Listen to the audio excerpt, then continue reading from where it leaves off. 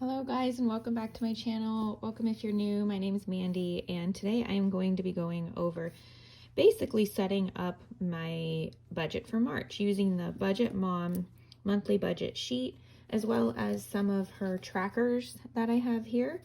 And I just kind of wanted to show you guys the system that I use that I'm really enjoying, and I really feel like it's keeping me super organized and in the know of my funds. Just throughout the month, but also throughout the year. So if you guys like this kind of video, I hope that you give it a thumbs up and that you'll consider subscribing for more in the future. So for now, let's get into it.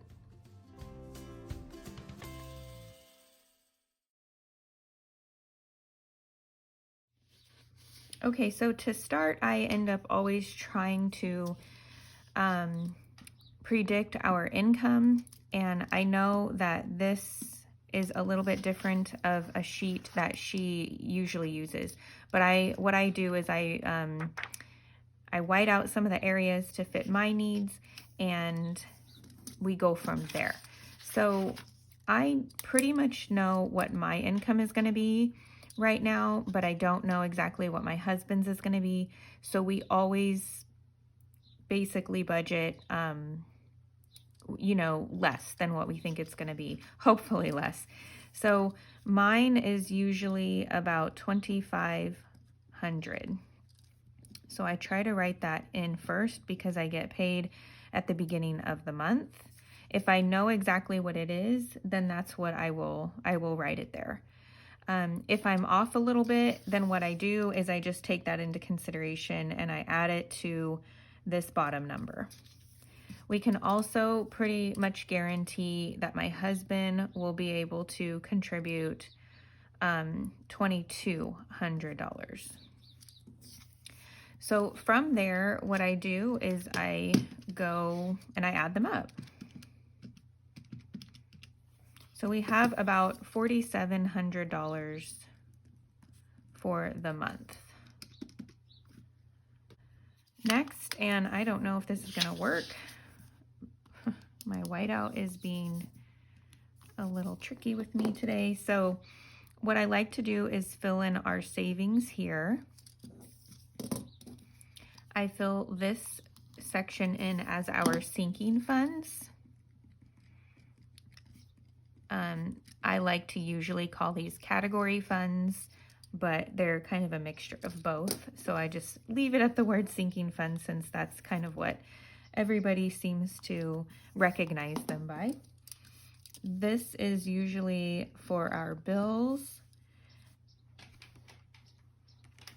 And this is our total expenses. So that's how I change this tracker to fit my needs. Okay, so first of all, we're in the beginning of March. I will not know my actual numbers, but I am going to go ahead and put our budgeted numbers. And again, I'm a big person on making sure that I over budget as opposed to being under budget. And there are still some months that we are under our budget. I should say over our budget, even though I over budgeted. So that's where I like these trackers. They come in very good hand for me, and I don't have to fill out a new tracker every single month. Something like this I do, but not these. So I actually have one of these trackers for every single or each of these categories here. And I am trying to keep some things private here. So I'm gonna have some things covered, but for our savings, we like to contribute to these areas here. And if we are, I am able to keep track right here. So what I like to do is write down our total savings that we are able to, or will at least hope to, or budget for that month. I'm just going to put our budgeted amount. And so far, I do this in the beginning of the month as if it's a bill. And because I know these savings are basically long-term sinking funds, we have a savings for our kids, we have a Christmas savings, We need to get a new car soon, so we have a new car savings before my income changes is why we're doing that. And then we also have home updates. And then we have some other savings that we just, if we can, we like to put into that. But so far for the month, we know we will be putting into these. So that's our budgeted, and most likely will be our actual. But our actual will change if something happens, here, and we're able to put in a little bit more. So the next section I go to is, I'm going to go to our bills. So my bill tracker is fixed and variable. I have it separated, but on the same tracker. So our fixed bills should be around $559. So what I do here is I write fixed and I write $559.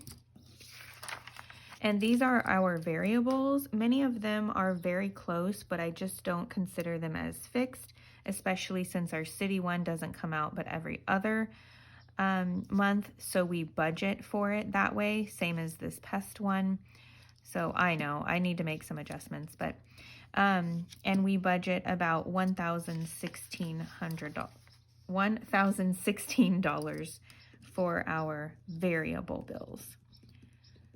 So we do have our fixed and variable bills together. Oh wait, I forgot that under bills we also have subscriptions. I keep those a little bit separate as well. And those are always $53, although there is going to be a change for next month. But for now,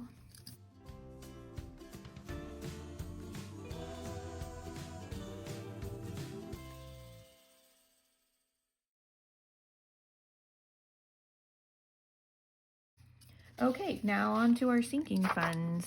These are our budgeted amounts for sinking funds. We already take into consideration Christmas home updates as a savings. So what I like to do, because I shouldn't say never, we are not able to financially contribute to each of these sinking funds right now. I have two options. I either, without considering the ones in green, I either hope to budget for all of them and then see what our negative would be, because I know we'd be in the negative, or I pick them out now and I figure out which ones we can contribute to. And that's why I have grays highlighted there. They're the musts to at least have money to spend in the month, not necessarily to put towards each month, but we usually need to spend, I shouldn't say spend, but we usually need to put towards and spend in the month. So family birthdays does not always get spent on that month, but we know we need to put money towards it. So I'm going to kind of I think I'm going to do it two different ways. So not taking into consideration what's in the green. Actually, I shouldn't say what's in the green, but what's crossed out here. What I'm going to do is I'm going to separate my sinking funds with groceries.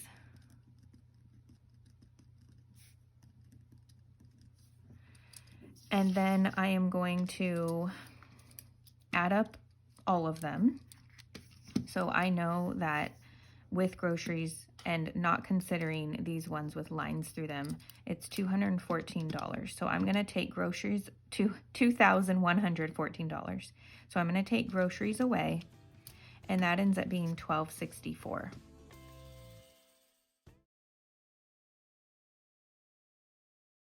So sinking funds minus the groceries. Another way that I want to do this though is I'm going to just kind of take a look and add up the ones that I know we have to put towards. So the ones in gray.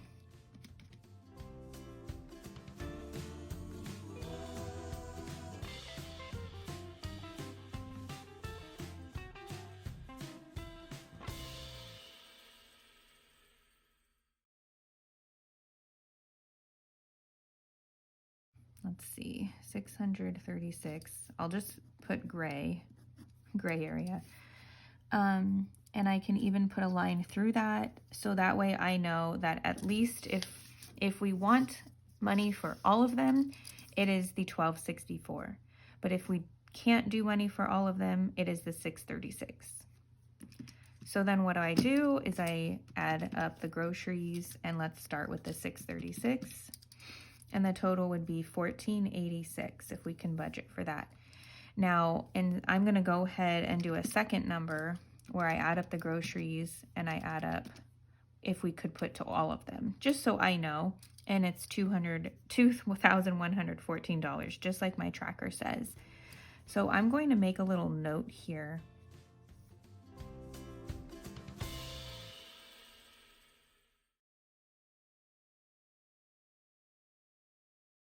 And then I'll put here grocery and gray. And gray is just kind of telling me, and I can even write that down here, gray must have sinking funds.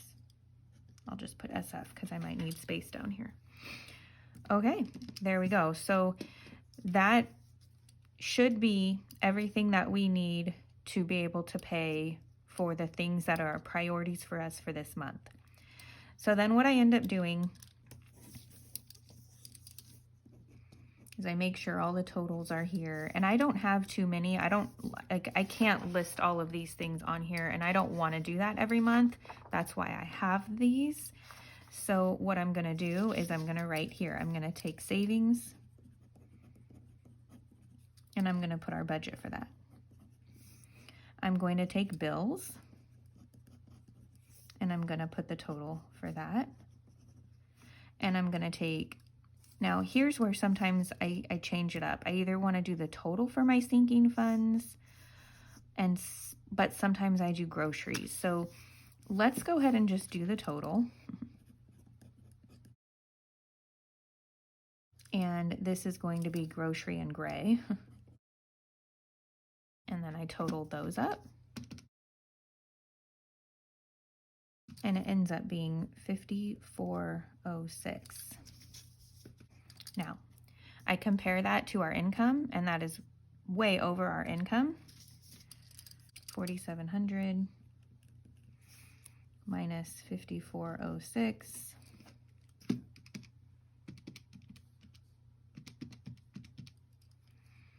That leaves us at negative 706. So then what we do from there is we figure out where we can make some changes. Where can we do something? I talk to my husband and see if there's any way that he's going to be providing any more money to that. I figure out if we can't put some money to our savings or our certain sinking funds. So that is honestly what happens. And this is how we are able to figure out if we can afford. I just feel like doing a quick monthly budget like this before, you know, the month, you get too far into the month, helps you to see if you will be overspending. And a lot of times we go over the budget as well. So this is definitely something we need to make sure that we either figure out if we can even put any money to our sinking funds, or we might have to adjust some of our savings for this month. Okay, you guys, well, I hope that you enjoyed this video. It almost ends off on a sad note, but I definitely wanted to provide you guys with an explanation of how I oversee the month, and hopefully not go over budget. If anything, we can adjust some of our numbers and change the way that we might be spending money. Thanks for joining me. I hope that you guys subscribe for more, and that I'll see you guys for the next one. Bye.